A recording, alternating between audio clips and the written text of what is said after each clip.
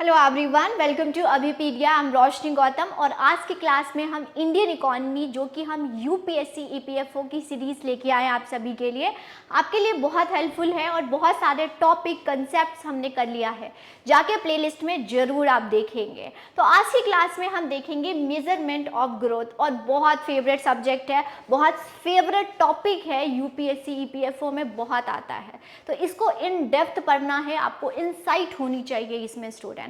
Okay, तो आज हम एमसीक्यूज करेंगे। इस पर हमने कंटेंट पर वीडियोस बनाई हैं, आप जाके देखिएगा, बहुत लेमैन लैंग्वेज में मैंने समझाया है एंड जाके देखेंगे, आपके लिए बहुत हेल्पफुल होगा।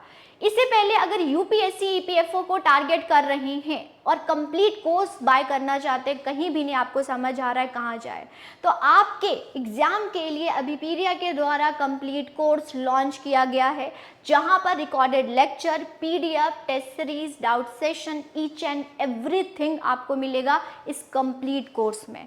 और यहाँ पर आप हमारे रिजल्ट्स देख रहे हैं, ये हमारे रिजल्ट्स है जो कि अभिपीडिया के द्वारा ये लाया गया है। तो नीचे डिस्क्रिप्शन बॉक्स में लिंक होगा, वहाँ जाएंगे, या कोई भी डाउट होता है आप कमेंट सेक्शन में लिख सकते हैं। तो चलिए आज की क्लास को स्टार्ट करते हैं। प्रैक्टिस आपने आंसर जो है वीडियो को पॉज करना है एंड आंसर कमेंट सेक्शन में देना है कि कितना आता है आपको, राइट। ये है, चलिए मैं आपको समझाऊंगी, उसके बाद आप देखिएगा कि कैसे इस क्वेश्चन को सॉल्व करना है, क्योंकि मेरा ये मोटिव होता है, कंसेप्ट तो आपको हर जगह मिल जाएगा, आपको क्वेश्चन को अप्रोच कैसे करना है, क्वेश्चन को सॉल्व कैसे करना चाहिए, क्योंकि इंडियन इकोनॉमी टेक्निकल है, आपको टेक्निक्स पता होंगी तो आप इजीली इस सब्जेक्ट को क्रैक कर सकते हैं, राइट। तो देखिए यहाँ पर क्वेश्चन है, यहाँ पर which of the following equivalent to the national income. National income basically आपसे पूछा गया है, फॉर्मूला क्या होता है, क्या बोलते हैं इसको, तो जीडीपी एट मार्केट प्राइस पर होता है, NDP at factor cost per होता है, एनएनपी एट मार्केट प्राइस पर होता है, NNP eight factor cost per होता है। क्या होता है कमेंट सेक्शन में आंसर आप देंगे। Okay,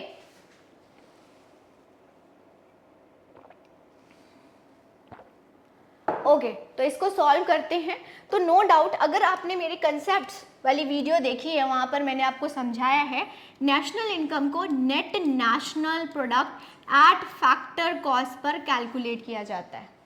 okay, eight factor cost, factor price पर किया जाता है। फैक्टर प्राइस होते हैं फोर फैक्टर ऑफ प्रोडक्शन होते हैं, जो कि लैंड, लेबर, एंटरप्रेन्योर और कैपिटल होता है। लैंड को हम रेंट देते हैं, लेबर को हम वेज देते हैं, एंटरप्रेन्योर को हम प्रॉफिट देते हैं और कैपिटल को हम रेट ऑफ इंटरेस्ट देते हैं, राइट, रेट ऑफ इंटरेस्ट देते हैं। तो ये होता है फैक्टर एंड देन आप इसको फैक्टर पेमेंट करते हैं, तो ये फैक्टर पेमेंट हो जाता है। ओके, फैक्टर पेमेंट हो जाएगा, फैक्टर इनकम नहीं, फैक्टर इनकम भी बोल सकते हैं, फैक्टर पेमेंट भी बोल सकते हैं। तो ये फैक्टर कॉस्ट पर कैलकुलेट होता है, ये है एनएनपी एट फैक्टर कॉस्ट।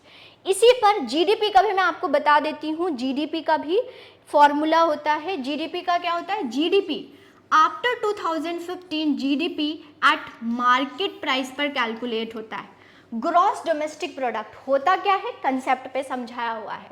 ये मार्केट प्राइस में आफ्टर 2015, पहले फैक्टर कॉस्ट पर था, अब मार्केट प्राइस पर होता है 2015। इसका फॉर्मूला क्या होता है student, means Y means GDP, C plus consumption plus investment plus G plus X minus M. X minus M को नेट एक्सपोर्ट भी हम बोलते हैं, क्या बोलते हैं, नेट एक्सपोर्ट बोलते हैं, राइट। ये है नेट एक्सपोर्ट, क्लियर है। तो ये मार्केट प्राइस पर, लेकिन नेशनल इनकम क्या है, फैक्टर कॉस्ट पर कैलकुलेट होता है। होप आप सभी को अच्छे से समझ आ गया होगा। तो आंसर डी है स्टूडेंट।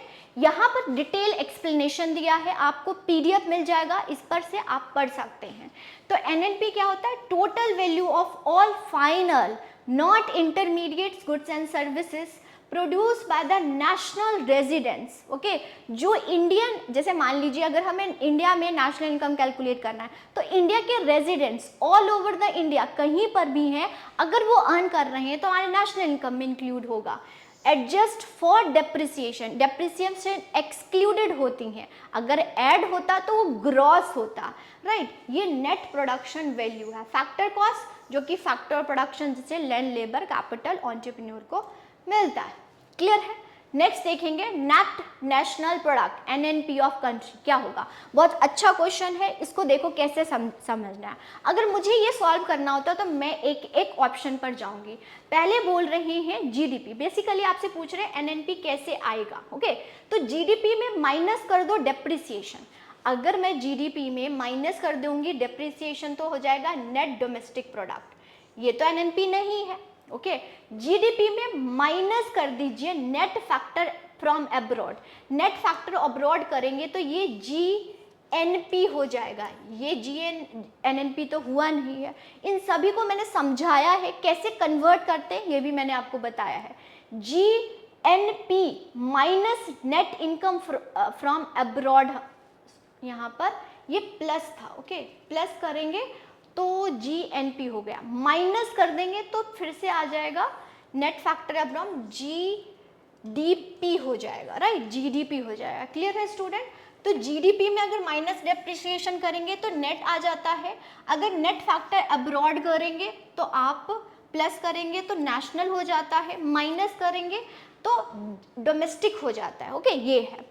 अगर आप डेप्रिसिएशन को माइनस कर देंगे एनएनपी में तो जी है, माइनस करेंगे तो नेट आएगा, बहुत नेट आएगा, नेट नेशनल प्रोडक्ट, यही से आपको पूछ रहे थे। Net national product means NNP, right, और ये नेशनल इनकम का इसको ऐसे रिप्रेजेंट करते हैं तो ये नेट नेशनल प्रोडक्ट। तो डेप्रिसिएशन माइनस करना था, नेट नेशनल प्रोडक्ट हो गया, सिंपल है। इस तरह से अगर अप्रोच करेंगे तो आपको क्लियर हो जाएगा। ए टू जेड मैंने कंसेप्ट में इसको कन्वर्ट कैसे करते हैं ये मैंने आपको बताया हुआ है।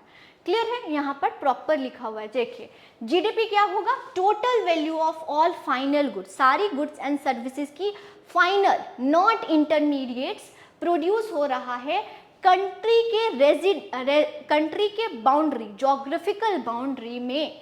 ओके, एक गिवन पीरियड में, चाहे कोई भी कर रहा है, चाहे वो रेजिडेंट, सिटीजन या नॉन सिटीजन कर रहे हैं, वो जीडीपी में होता है।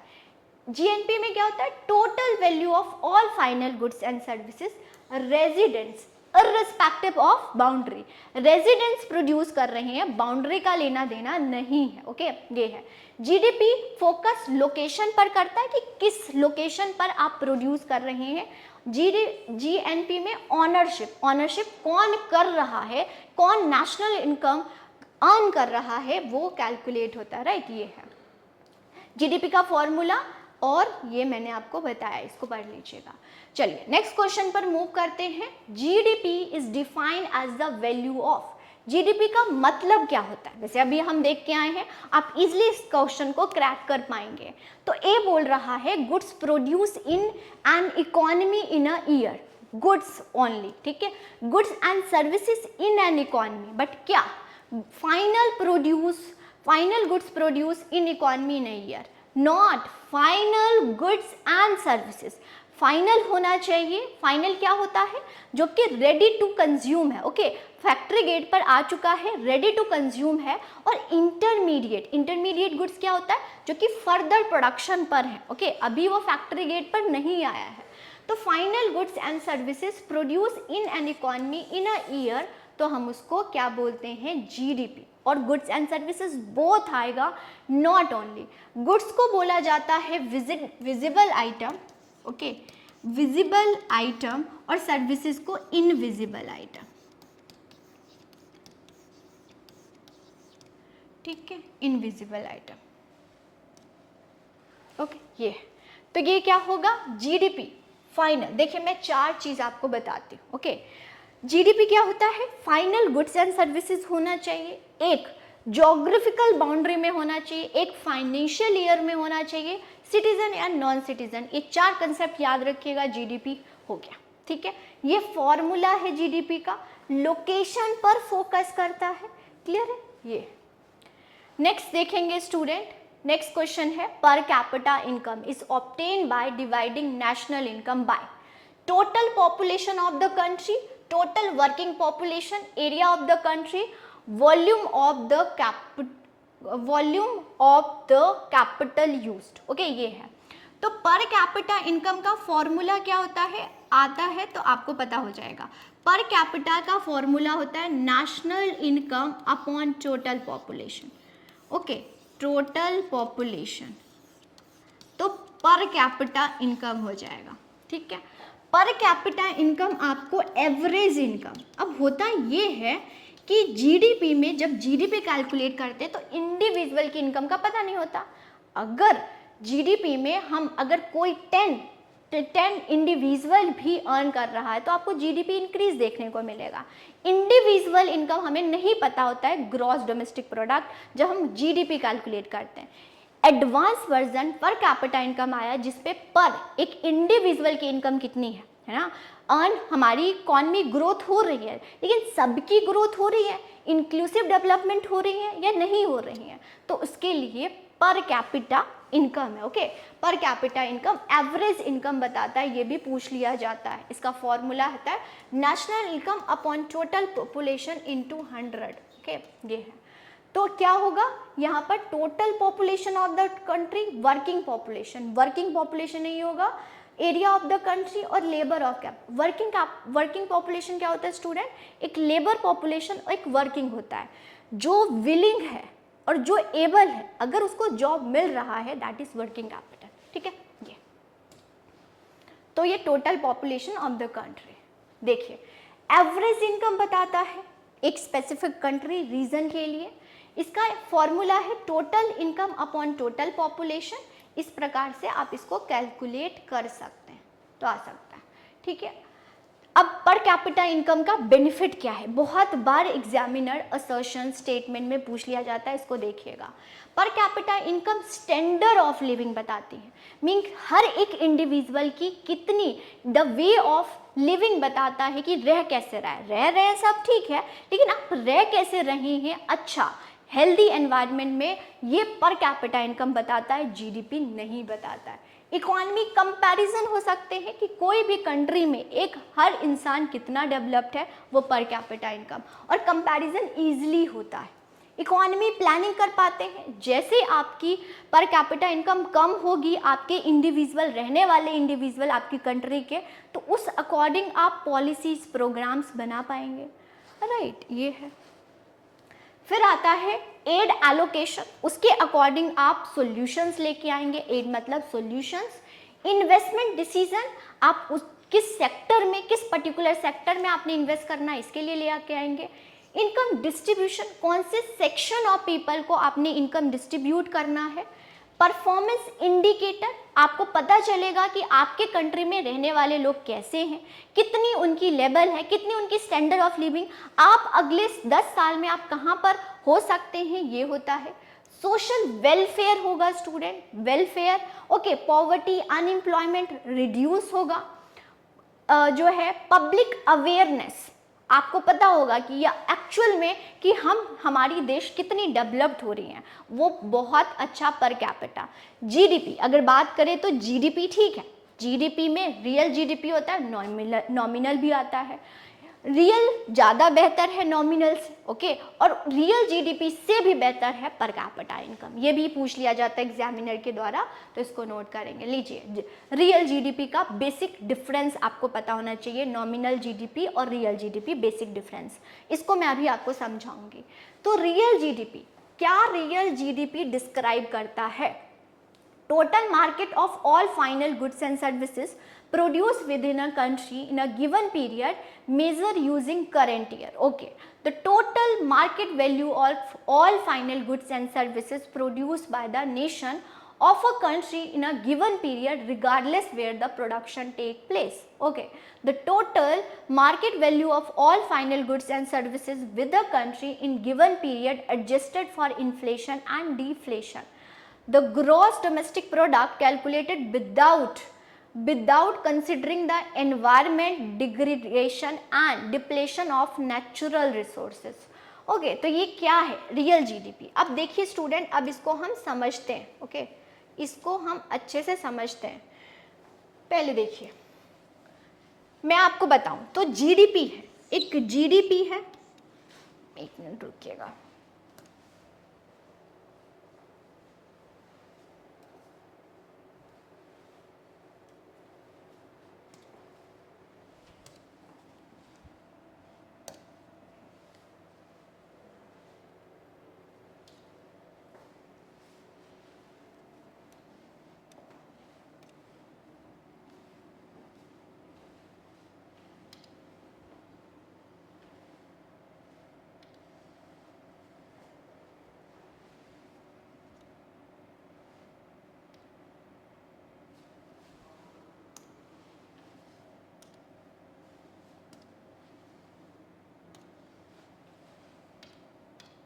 ओके देखिए जीडीपी क्या होता है, जीडीपी आप सभी को मालूम है। ओके फाइनल, मैं एक बार लिख देती हूँ, फाइनल गुड्स एंड सर्विसेज होगा, एक फाइनेंशियल ईयर में होगा या फिजिकल ईयर में होगा। Okay with in the geographical boundary होगा, शॉर्ट में लिख देते हैं। ओके बाय द रेजिडेंट्स या सिटीजन एंड नॉन सिटीजन के द्वारा रहेगा, residents and non residents, non citizen, ये हो गया जीडीपी, राइट जीडीपी। अब जीडीपी को करंट ईयर पर भी कैलकुलेट किया जाता है और बेस ईयर पर भी कैलकुलेट किया जाता है। जीडीपी अगर करंट ईयर पर, जो आपका फाइनेंशियल ईयर चल रहा है, अगर करंट ईयर पर कैलकुलेट किया जाता है वो नॉमिनल जीडीपी होता है। ओके वो क्या होता है, नॉमिनल जीडीपी। लेकिन अगर यही जीडीपी बेस ईयर, एक बेस ईयर डिसाइड किया जाता है, जो बेस ईयर डिसाइड किया जाता है उसमें फ्लक्चुएशन बहुत कम होती है। ओके फ्लक्चुएशन कम होंगी, स्टेबल होंगी, और बोला जाता है इकोनॉमिस्ट के द्वारा कि हर 5 साल में इसको चेंज कराना चाहिए, राइट ये है। तो अगर बेस ईयर पर कैलकुलेट होता है, ओके बेस ईयर जो कि अभी 11-12 चल रहा है, अब उसको चेंज करने की भी बात चल रही है, अब देखते हैं कब चेंज होता है। लास्ट 2015 में चेंज हुआ था। तो अगर वो बेस ईयर पर है तो उसको हम रियल जीडीपी बोलते हैं, रियल जीडीपी। इसमें इन्फ्लेशन और डिफ्लेशन एडजस्टेड होता है। Okay inflation and deflation, deflation adjusted होता है, एडजस्टेड होता है। ओके एडजस्टेड होता है, और इस पे एडजस्टेड नहीं होता है, नॉट एडजस्टेड। इन्फ्लेशन और डिफ्लेशन नॉट एडजस्टेड, एडजस्टेड। इसमें क्वांटिटी के साथ प्राइस भी चेंज होती हैं। ओके यहाँ लिख देती हूँ, चेंज होते हैं वर्डिंग, अभी हम डिफरेंस भी समझ लेंगे। यहाँ पर प्राइस कांस्टेंट रहता है, सिर्फ क्वांटिटी में चेंज हमें देखने को मिलती है। ओके स्टूडेंट क्वांटिटी में देखने को हमें मिलती हैं। तो ये हो गया बेस ईयर, समझ आया रियल जीडीपी। अब इसको डिफरेंस के समझते हैं और भी आपको क्लियर हो जाएगा, बहुत इंपॉर्टेंट है, इसको आपने स्क्रीनशॉट लेना है। Nominal GDP, sum total of economy output proceed in a current market price. Current market price पर नॉमिनल होता है, बेस मार्केट प्राइस पर रियल होता है। नॉमिनल जीडीपी इन्फ्लेशन के साथ, ओके इन्फ्लेशन के साथ एडजस्टेड नहीं होता है, ये एडजस्टेड होता है। ये करंट मार्केट प्राइस पर कैलकुलेट होता है, ये बेस मार्केट प्राइस पर कैलकुलेट होता है। इज मच हायर, ओके ये हाई होता है। जैसे कि मान लो कि अगर नॉमिनल जीडीपी है तो आपको हाई दिखेगा और आपको लगेगा वाह हमारी इकॉनमी इतनी ग्रोथ हो रही है, क्योंकि इसमें प्राइस भी चेंज हो रहा है ना, इसलिए हाई दिखेगा। ये आपको लो दिखेगी कंपेयर। तो अगर नॉर्मल देखेंगे ना तो रियल जीडीपी 7% होता है हमारा, लेकिन नॉमिनल जीडीपी आप देखेंगे तो 15% चला जाता है, राइट ये है।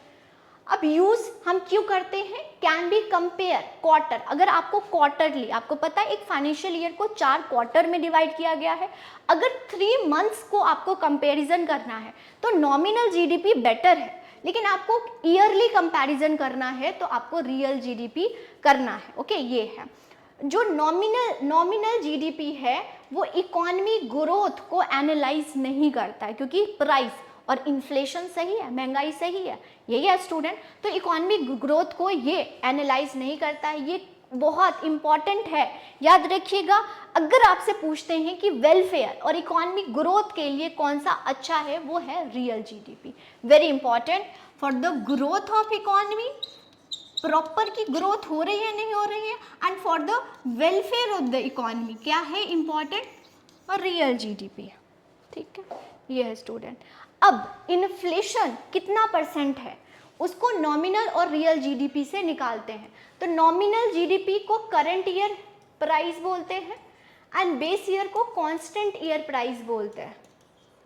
इनटू 100 करेंगे तो जीडीपी डिफ्लेटर होता है, राइट ये है। तो यहाँ पर हमने कर लिया स्टूडेंट। होप आप सभी को अच्छे से क्लियर हो गया होगा। हमने क्वेश्चन किया है और कंसेप्ट की भी वीडियो मैंने बनाई है, एमसीक्यूज की भी वीडियोस बनाती हूँ, तो प्रॉपर आपके लिए बहुत इंपॉर्टेंट होगा। आपको इंडियन इकोनॉमी कोई भी कंसेप्ट समझना है कमेंट सेक्शन में आप जरूर लिखिएगा। प्रॉपर आपको कोर्स बाय करना है तो भी कमेंट सेक्शन में लिखिएगा। आज की क्लास को यहीं पर एंड करते हैं। Thank you.